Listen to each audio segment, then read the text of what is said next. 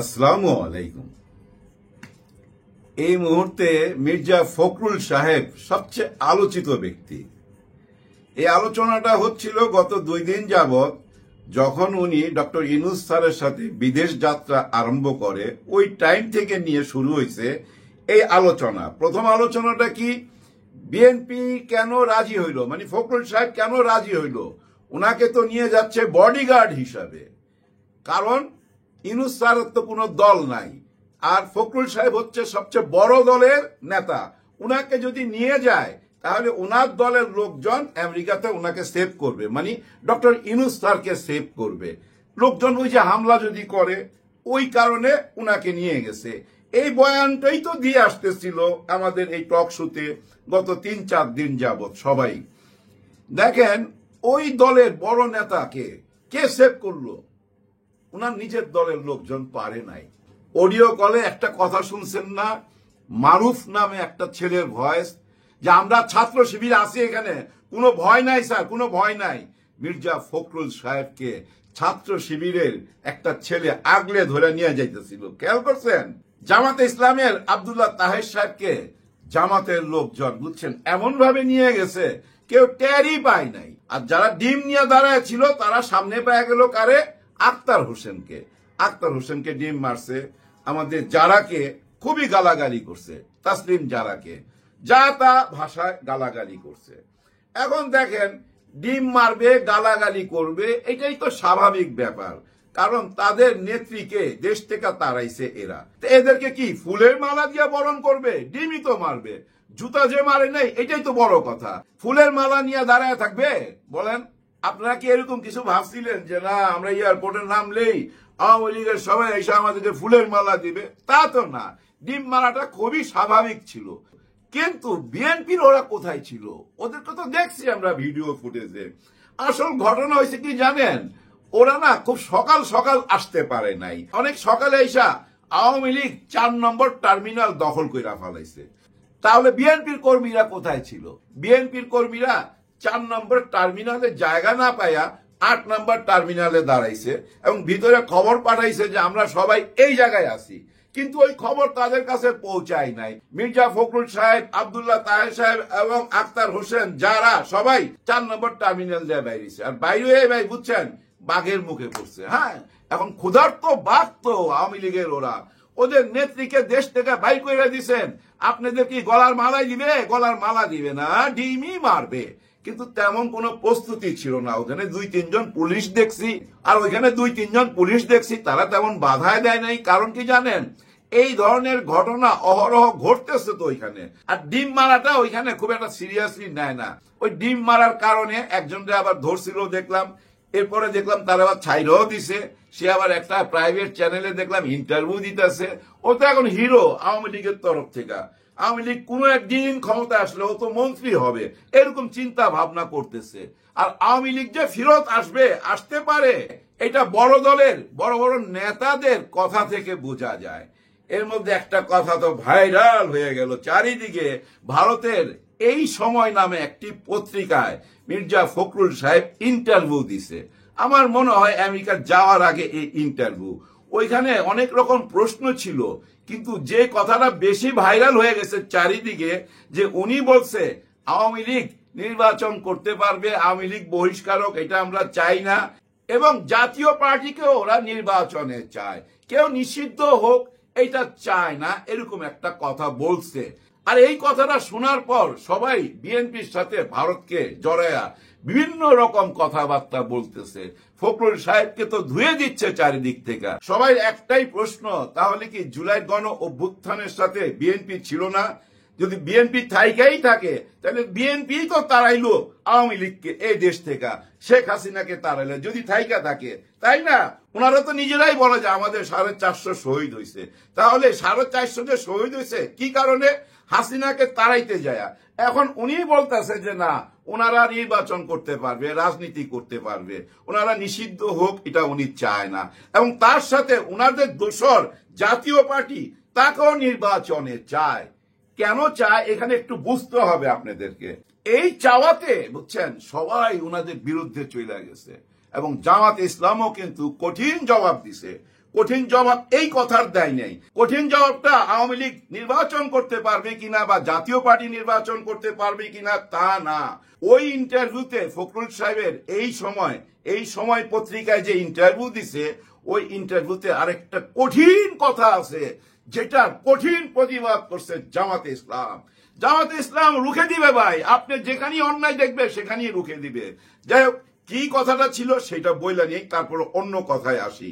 এই সময় ওনাকে প্রশ্ন করছে ফখরুল সাহেবকে যে জামাতের সঙ্গে তো আপনারা একসঙ্গেই ছিলেন, নির্বাচন করছেন অতীতে, আপনারা তো একই প্ল্যাটফর্মে ছিলেন, এখন দূরত্বটা কেন? ওনারা কেন আপনাদের বিরুদ্ধে এই যে মিছিল করতেছে, মিটিং করতেছে?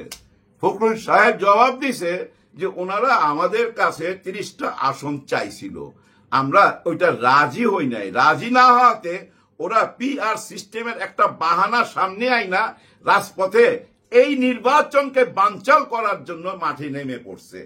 এই কথাটা বলছে মির্জা ফখরুল সাহেব। এখন এই কথাটা সত্যি সত্যি উনি বলছে কিনা জামাত তো শিওর না। জামাত কি সুন্দর একটা প্রতিবাদ করছে জানেন, উনি প্রতিবাদের আগেই লেখছে, যদি আপনি বলে থাকেন, মানে মির্জা ফখরুল সাহেব যদি ইন্টারভিউতে এই কথাগুলা বইলা থাকে, তাহলে আমরা কঠিন প্রতিবাদ জানাচ্ছি এবং আমরা আশা করি উনি নিজের মুখে এসে বলবে এই কথাগুলো উনি বলে নাই। আর যদি বইলা থাকে সেটাও যেন উনি বলে, তাহলে আমরা রাজনৈতিক ভাবে এটার জবাব দিব। হ্যাঁ ভাই, কঠিন কথা না? 33টা আসন চাইছে। জামাত ইসলাম থেকে স্পষ্ট ভাষায় বলছে কার সঙ্গে আলাপ হয়েছে, আমাদের দলের কার সঙ্গে আলাপ হয়েছে সেটার প্রমাণ দিতে হবে। কোথায় বৈশা আপনার সাথে আলাপ হইলো, কার সঙ্গে আলাপ হইলো এই 30টা আসন নিয়া, সেটা খুইলা বলেন, জাতির সামনে ওপেন করেন।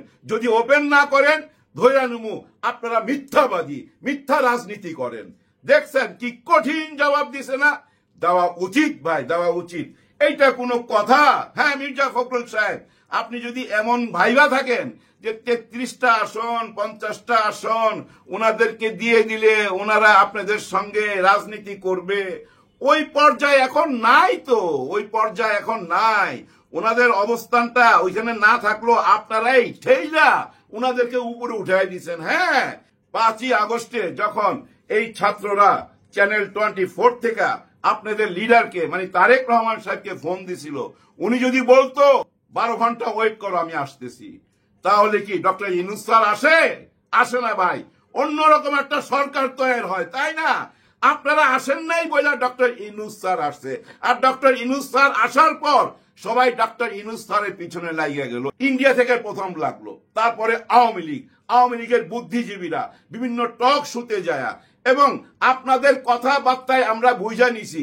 এই যে আপনারা সংলাপে বসছেন মাসের পর মাস, ফলাফল কি? ফলাফল তো শূন্য বইলেই তো আজকে এই বিবাদ।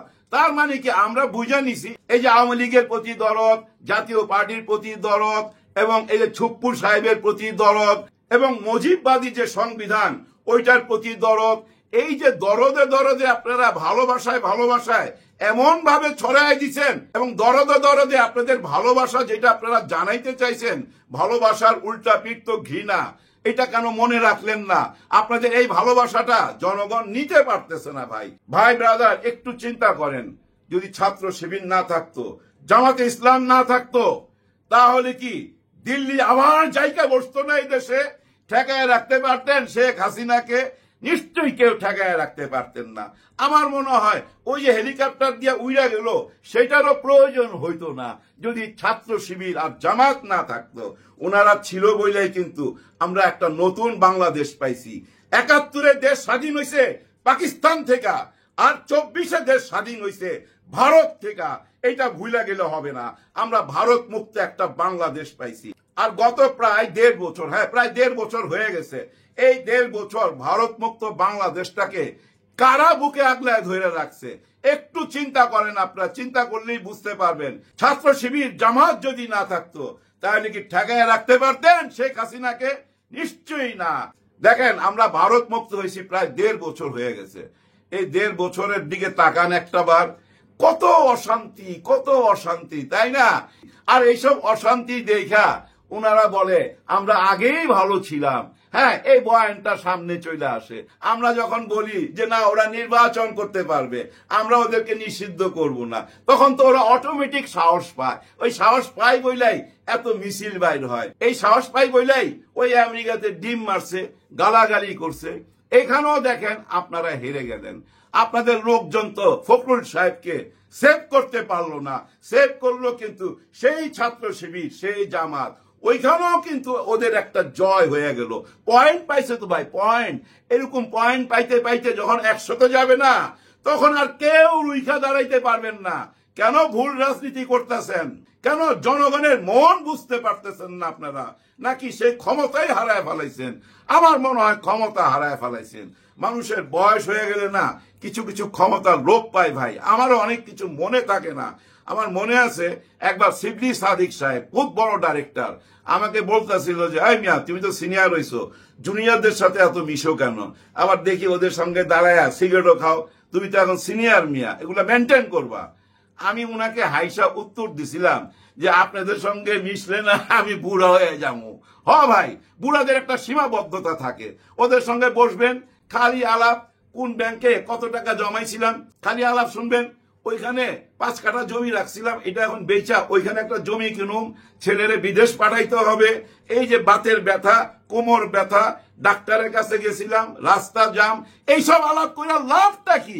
ওই আলাপগুলাই তো করে। ঠিক যেমন আমাদের দেশের এই যে বয়স্ক নেতারা, ওদের কোনো বয়ান নাই। ওদের বয়ান কি?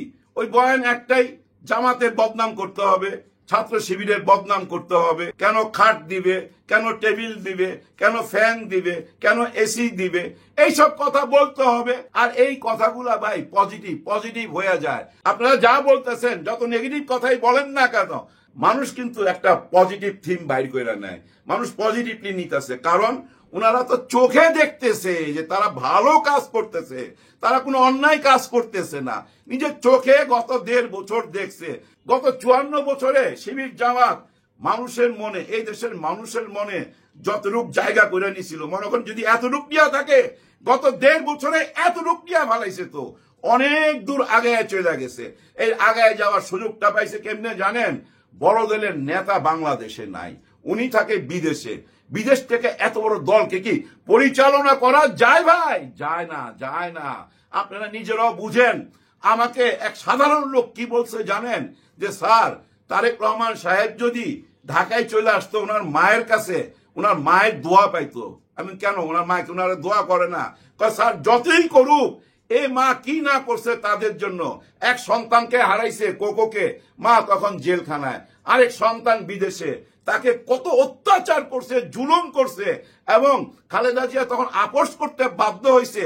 আপোষহীন নেত্রী আপোষ করতে বাধ্য হয়েছে, মা খালেদা জিয়া বাধ্য হয়েছে ছেলের জন্য বলতে যে আমার ছেলে আর কোনো রাজনীতি করবে না, এরকম বনসই দিয়া ওনাকে বিদেশ পাঠায় দিছে। কিন্তু 5ই আগস্টের পর যদি উনি চলে আসতো, ওই সাধারণ লোকটি বলতেছে আমাকে, একেবারেই সাধারণ লোক ভাই, উনি আমাকে বলতেছে যদি চলে আসতো মায়ের দোয়া পাইতো, মায়ের খেদমত করলে উনি যে দোয়াটা পাইতো, এই দোয়াতেই উনি এই দেশের প্রধানমন্ত্রী হয়ে যাইতো। এই দোকানদারের এই কথাটা ভাই আমি ফেলে দিতে পারি নাই। আস্তে আস্তে চিন্তা করতেছিলাম যে কথাটার অনেক গভীরতা আছে ভাই। হ্যাঁ, খুব গভীরতা আছে।